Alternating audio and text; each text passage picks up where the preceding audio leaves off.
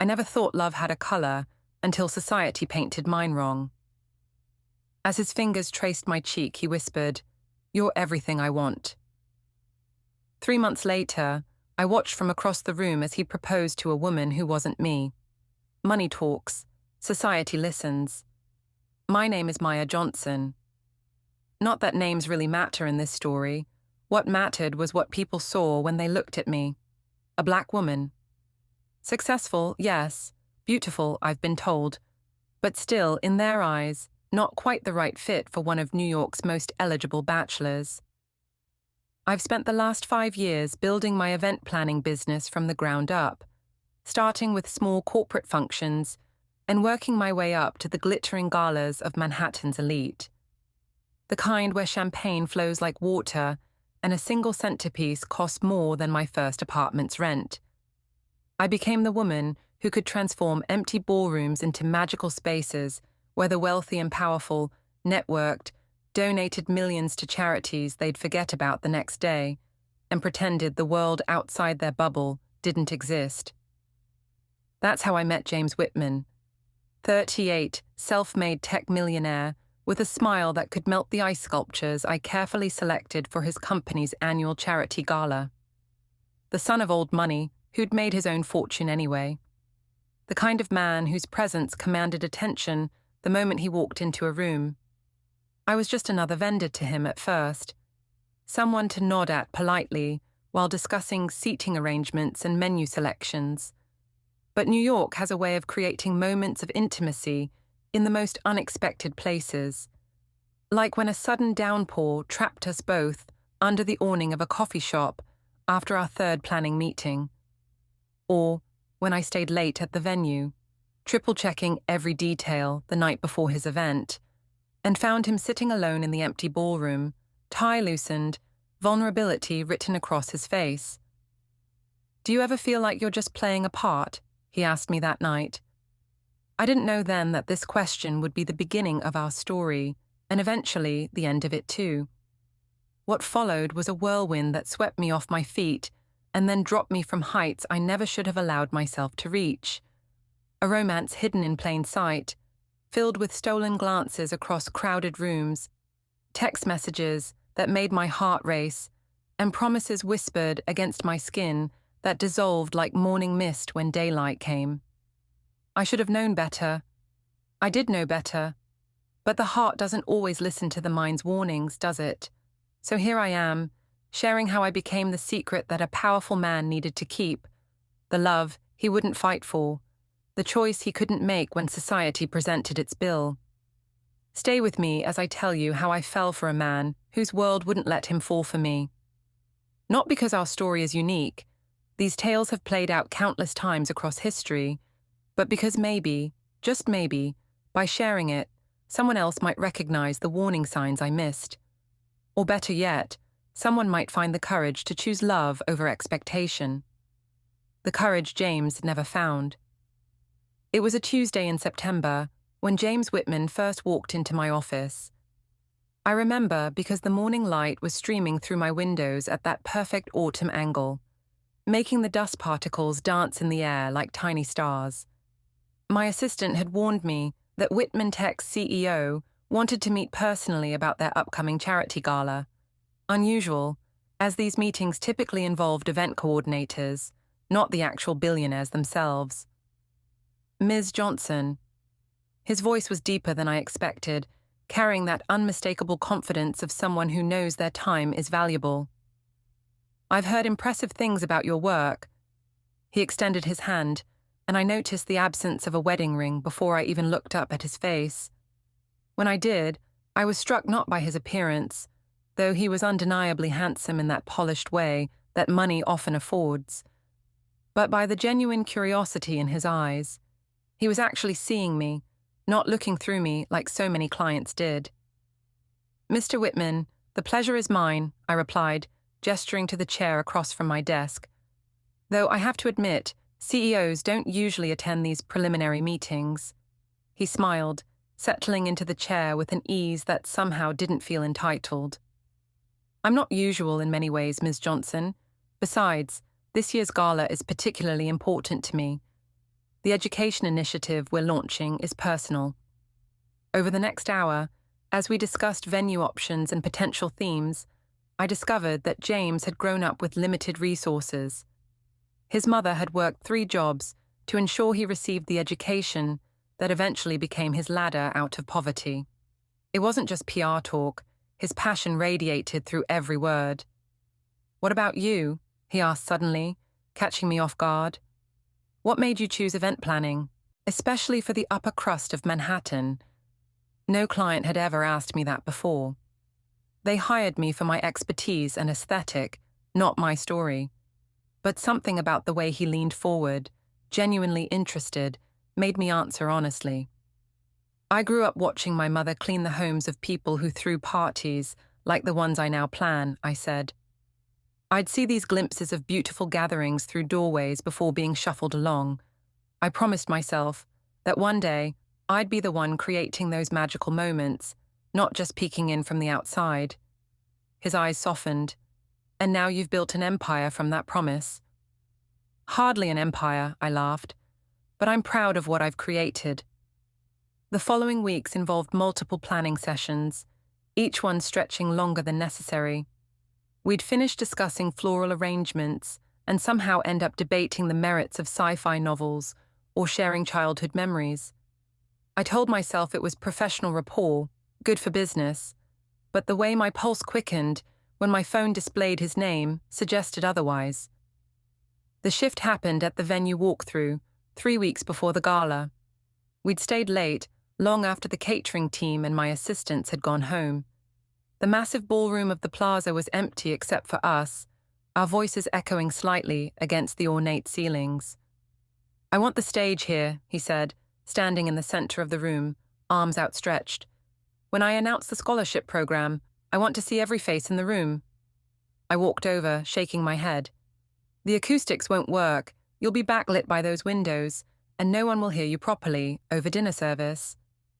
He turned to argue, but stopped short when he realized how close we were standing.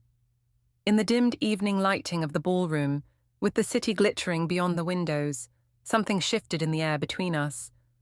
"Maya," he said, using my first name for the first time, "do you ever just know when something feels right?"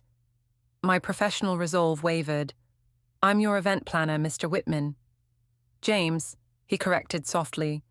"And right now, I'm not thinking about the event." He didn't touch me, didn't move closer. He simply held my gaze, giving me the space to step away if I wanted to. But I didn't. Instead, I found myself nodding, acknowledging the crackling energy that had been building between us for weeks. "This is complicated," I whispered. His smile was gentle, understanding. "The most worthwhile things usually are." As we walked out together that night, our hands brushed against each other, a touch so brief it could have been accidental, except for the electricity it sent up my arm. I told myself this was just an ordinary attraction, something that would fade after the gala was over and our professional relationship concluded. I had no idea that this simple meeting would be the first page of a story that would reshape my understanding of love, power, and the invisible lines that society draws between people's hearts. The night of the gala arrived with a flurry of last-minute details and the familiar rush that comes with seeing months of planning materialize. I wore a deep burgundy dress that night, professional enough for work, but elegant enough to blend with the crowd. As the evening progressed and James delivered his speech about educational equity with passion that brought the room to its feet, I felt an inexplicable pride watching him from the shadows of the service entrance. Later, when the donations had been tallied and the gala declared a record-breaking success, he found me overseeing the cleanup. "Have dinner with me tomorrow," he said. Not a question, but not quite a demand either. Not to discuss work, just dinner. I should have said no. I'd built my reputation on professionalism, on never crossing that line with clients. But the way he looked at me, like I was the only person in a room still filled with New York's elite, made all my carefully constructed boundaries seem arbitrary. "Just dinner," I agreed. Just dinner, turned into a hidden table at a small Italian restaurant in the village, far from the upscale establishments where he might be recognized. It turned into conversation that flowed effortlessly until the restaurant closed around us. It turned into a walk through Washington Square Park, where he tentatively reached for my hand in the darkness. "I haven't connected with someone like this in a long time," he confessed as we sat on a bench, the arch illuminated before us. "Maybe ever." I laughed softly. "I find that hard to believe. You're James Whitman. You could have anyone." His expression grew serious, almost vulnerable. "That's exactly the problem. People want James Whitman, the success story, the bank account, the connections. They don't want the guy who still gets imposter syndrome walking into boardrooms, who misses his mother every day, who sometimes wakes up at 3 a.m, terrified that everything he's built could disappear."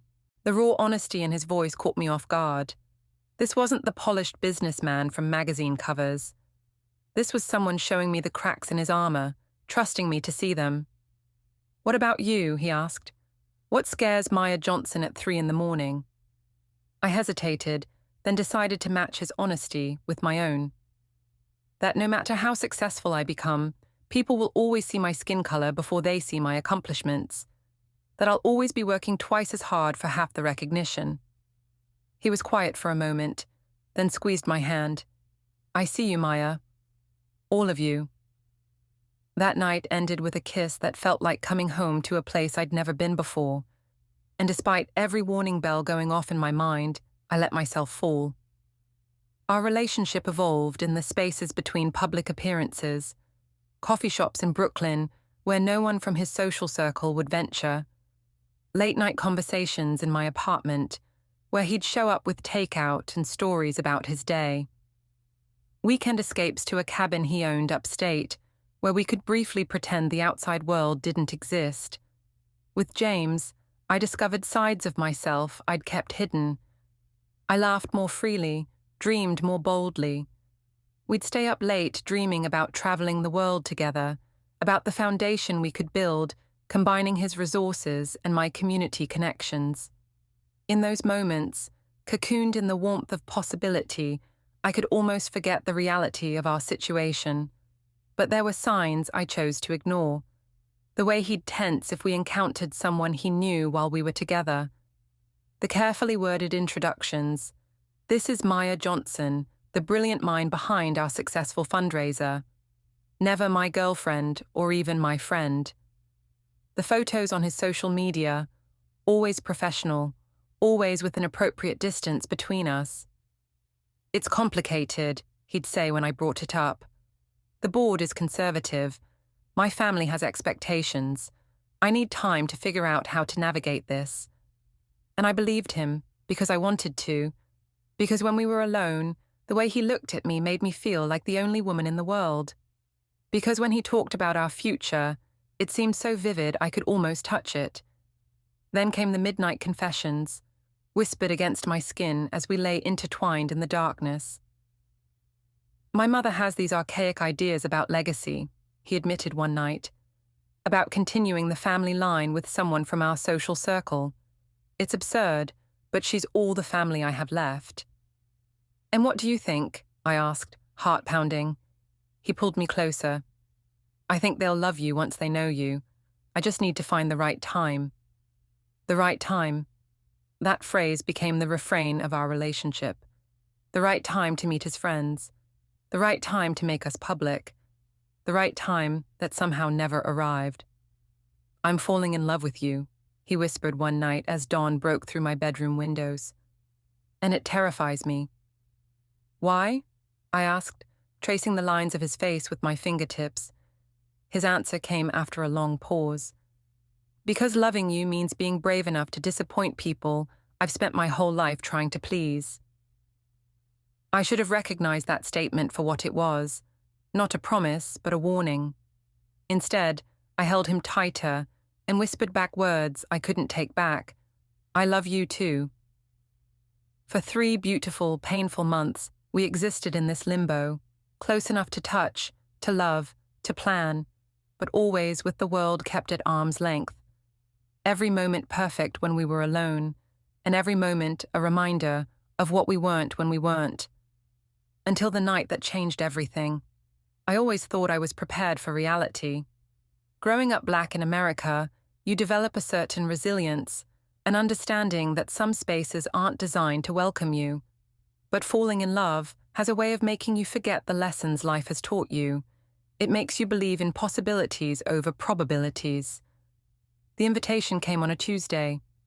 James called, his voice carrying an unusual edge of excitement. My company just closed a major acquisition. There's a dinner tomorrow night with the executive team and their families. I want you there. My heart skipped. After months of secrecy, this felt monumental, like the beginning of our public life together. Are you sure? I asked, hardly daring to believe it. Absolutely, he said. It's time you met the people in my life. My mother will be there too. I spent hours getting ready the next evening, settling on a conservative navy blue dress that spoke of elegance without ostentation. Professional yet personal. I wanted to make the right impression, to be someone they could see fitting into James's world. The restaurant was exactly what you'd expect. Michelin-starred, with a view overlooking Central Park, the kind of place where the menu doesn't list prices, because if you have to ask, you can't afford it. James was waiting in the lobby, looking both handsome and nervous in his tailored suit. You look beautiful, he whispered, squeezing my hand briefly before leading me inside. I noticed immediately how he kept a careful distance between us as we approached the private dining room. Not quite touching, not quite separate. The introduction he'd rehearsed was evident in its delivery. Everyone, this is Maya Johnson. She's the event planner who made our charity gala such a success. I invited her tonight to discuss our upcoming projects. Event planner, not girlfriend, not partner, not the woman he'd told he loved just 2 nights before. I smiled through the introductions, shaking hands with middle-aged men in expensive suits and their equally expensive wives. Most were polite if disinterested, until we reached an elegant woman with James's eyes and a strand of pearls that probably cost more than my car. Mother, this is Maya Johnson, James said, his voice subtly higher than usual. Eleanor Whitman extended her hand limply. How lovely that James includes his vendors in these celebrations. How progressive of him. The emphasis on that word, progressive, carried a weight that everyone in the room felt. I took her hand anyway, maintaining the smile that had gotten me through countless uncomfortable situations in predominantly white spaces. It's a pleasure to meet you, Mrs. Whitman. James speaks of you often. Her eyebrow arched slightly. Does he? How interesting that he's never mentioned you. At least not in any significant capacity. The dinner that followed was an exercise in subtle warfare. I was seated far from James, between 2 board members who spoke across me rather than to me. Whenever I contributed to the conversation, offering insights on market expansion in diverse communities or commenting on art exhibitions, Eleanor would somehow steer the discussion elsewhere, as if my words had never been spoken. James tells me you're from Harlem originally, she said during dessert, raising her voice just enough to capture the table's attention. How inspiring that you've managed to build such a business from such humble beginnings. The backhanded compliment hung in the air. I felt every eye on me, waiting for my response. Thank you, I said evenly, though I wouldn't call a neighborhood that produced Langston Hughes, James Baldwin, and countless other American geniuses humble. Different from your world, perhaps, but rich in its own way. A tense silence followed, broken only when James abruptly changed the subject to quarterly projections. I watched him throughout the night, waiting for him to defend me, to acknowledge our relationship, to be the man he was when we were alone. But that man was nowhere to be found. Instead, I watched him laugh at jokes with underlying racial tones, nod when his mother mentioned the lovely girl from the Andersons family, who had asked about him, smile placidly when someone suggested I must have natural rhythm since I planned such lively events. The car ride home was silent until we were halfway to my apartment. I'm sorry about my mother, he finally said, eyes fixed on the road. She's from a different generation. It wasn't just your mother, James, I said quietly. It was you too. He gripped the steering wheel tighter. What was I supposed to do? Make some grand announcement about us? These are business relationships, Maya. Complicated ones. So, am I just another complication? My voice remained steady despite the ache in my chest. He pulled the car over suddenly, turning to face me. Of course not. You're everything to me. But these people, they control investments worth billions. My mother's social circle influences half the board. I can't just... Can't just what? Love me openly? Be proud to have me beside you? Stand up when someone insults me? His silence was answer enough. Later that night, as we lay in my bed, him unable to stay at his place because people might talk, he tried to explain. It's not about you, Maya. It's about the world we live in, the expectations, the rules that aren't written down but everyone follows. If I make waves now, it could impact everything I've built. I turned to face him in the darkness. And what about what we're building? Does that matter less? He traced my cheek gently. It matters more than anything. That's why I need you to be patient. Give me time to bring them around, to figure out a way through this that doesn't risk everything. And if they never come around? I asked. His hesitation told me everything his words couldn't. I should go, he said finally, sitting up. Early meeting tomorrow. As I watched him dress in the half-light of my bedroom, I realized something fundamental had shifted. The fantasy was cracking, reality seeping through the fissures.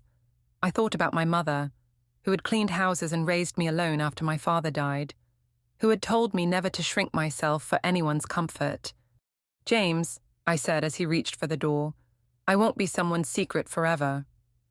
He looked back, his expression a complex mixture of love and fear. I know. I just need time. Time. Always more time. But as the door closed behind him, I wondered if all the time in the world would be enough to bridge the gap between his two lives. The one he lived with me, and the one that actually mattered to his future. The weeks following that dinner were a delicate dance of pretending things were normal while feeling them crumble beneath our feet. James called less, cited more meetings, more business trips. I told myself it was just temporary. The acquisition was demanding his attention. His mother's visit had rattled him. He needed space to figure things out. Then came the photos. I was scrolling through Instagram one evening when I saw them. James at a charity auction, smiling broadly beside a woman I recognized from society pages. Caroline Bennett, daughter of a banking magnate, blonde and polished in a designer gown that probably cost more than my monthly rent. His hand rested comfortably on the small of her back, the kind of casual intimacy that spoke of familiarity. The caption read, Power couple alert, Whitman Tech CEO, seen cozying up with Bennett heiress for third event this month. My phone rang minutes later. James, as if he could sense my discovery. It's not what it looks like, he said immediately. Caroline's father is our biggest investor. Her family runs in the same circles as my mother. It's just for appearances. Appearances, I repeated, the word bitter on my tongue. So our relationship is real, but hidden, while your fake relationship gets to be public? His sigh carried through the phone. Maya, please. You know how this works. The business world has expectations. My family has expectations. I'm just playing the game until I can change the rules. And how long will that take, James? Months? Years? Your entire life? I don't know, he admitted, but I do know how I feel about you. I wanted to believe him. God, I wanted to so badly. But that night I couldn't sleep. I kept thinking about my grandmother, who had marched for civil rights, who had told me to never accept being anyone's second choice. About my mother, who had worked herself to exhaustion to give me opportunities she never had. About all the women who had come before me, who deserved more than being someone's beautiful secret. When James came over 2 nights later, I was ready. We need to talk, I said, sitting him down on my couch. That sounds ominous, he joked, but his eyes revealed he knew what was coming. I saw more photos today. You and Caroline at your mother's charity luncheon. The articles are already speculating about engagement. He ran a hand through his hair. My mother invited her. It's all part of the game. I know. I took a deep breath. But I'm not a game, James, and I don't want to be a secret anymore. What are you saying? He asked, though his expression told me he already knew. I'm saying I need you to choose, openly. If you love me like you say you do, then be with me, publicly, proudly, completely. Introduce me as your girlfriend. Take me to your company events as your partner. Stand up to your mother, your board, whoever needs standing up to. The silence that followed felt endless. When he finally spoke, his voice was barely above a whisper. You don't understand what you're asking me to risk. I understand exactly what I'm asking, and what you're asking me to accept. He stood up and paced across my living room, the Manhattan skyline twinkling through the windows behind him, a view I could afford only because my business catered to people like him. It's not that simple, Maya. My company is on the verge of going public. The board is watching my every move. My mother's connections have been crucial to our growth. If I suddenly show up with a girlfriend they weren't expecting, one who doesn't fit the profile they had in mind. Say it, James, I challenged, standing to face him. One who's black. That's the real issue here, isn't it? His hesitation was answer enough. It's not just that, he said finally. It's about expectations, traditions, the world I come from. The world you come from, I repeated. The world you've been trying to escape every time you come to my apartment, every time you tell me how suffocating your life feels. The world you claim to want to change. Tears filled his eyes. I do want to change it. I just need more time. Time won't change anything if you're not willing to be the one who makes that change. He reached for me then, his hands framing my face with a gentleness that made my heart ache. I love you, Maya, more than I've ever loved anyone. Please don't ask me to choose. I covered his hands with mine, memorizing the feeling of his skin against mine. That's exactly why I have to ask, because if you really love me, there shouldn't be a choice to make. We stood like that, suspended in the moment, both of us knowing what came next, but neither wanting to speak it into existence. If I make the wrong move now, I could lose everything I've worked for, he whispered. The company, my mother's support, the respect of the board. And if you don't, I interrupted, you'll lose me. The truth hung between us, heavy and undeniable. He stepped back, eyes shining with unshed tears. I wish things were different. They could be, I said softly, if you were brave enough to make them different. But as I looked at him, this man I'd fallen in love with, this man who had shown me his heart in private, but hid me from his world, I could see the answer in his eyes before he spoke it. I can't risk everything, Maya. Not right now. Maybe after the IPO, after things settle, we could... Don't, I cut him off. Don't offer me crumbs and call it a feast. I walked to my door and opened it, a finality to the gesture that couldn't be misinterpreted. I hope she makes you happy, I said, my voice steady despite the shattering I felt inside. Or at least, I hope she makes your mother happy. He stood frozen for a moment, caught between the world he claimed to want and the world he couldn't leave behind. I'm sorry, he whispered as he walked past me. So am I replied, closing the door behind him. That night I cried until there were no tears left. Not just for James, but for the future I'd allowed myself to imagine with him. For the part of me that had begun to believe that love could transcend the barriers society had constructed between us. But as dawn broke over the city, I made myself a promise. I would never again diminish myself to fit into someone else's narrow vision of what I deserved. I was worth being chosen, openly, proudly, without hesitation. And if James couldn't see that, someone else eventually would. 3 weeks after James walked out of my apartment, I received an invitation I knew would come, but still wasn't prepared for. Whitman Tech's pre-IPO celebration, a lavish affair meant to thank key stakeholders before the company went public. As the event planner who had organized their most successful charity gala, my name was naturally on the list. My first instinct was to decline, to send an associate in my place, to create distance between myself and the pain still fresh in my heart. But something in me, pride, perhaps, or a need for closure, made me RSVP yes.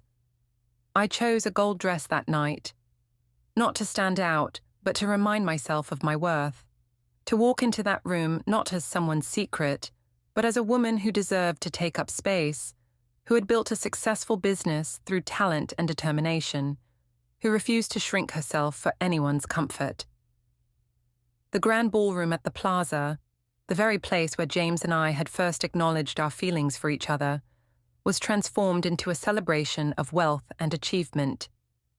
Crystal chandeliers reflected off champagne flutes, conversations about stock options and market predictions floated through the air, and at the center of it all stood James. He saw me the moment I walked in. Our eyes met across the crowded room, and for a second, everything and everyone else disappeared. Then I noticed the woman beside him, Caroline Bennett, resplendent in a designer gown, a diamond bracelet glittering on her wrist, and on her finger, a ring that caught the light with every movement of her hand. James looked away first.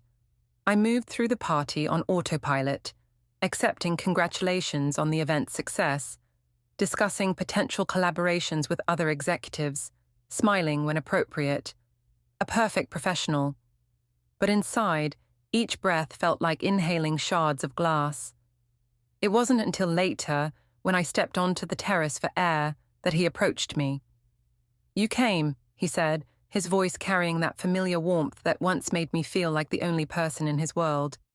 "Professional obligation," I replied, not meeting his eyes. "Congratulations on the IPO and the engagement." He flinched slightly at the word. "Maya." "You don't owe me an explanation," I cut him off. "You made your choice. You chose the path of least resistance."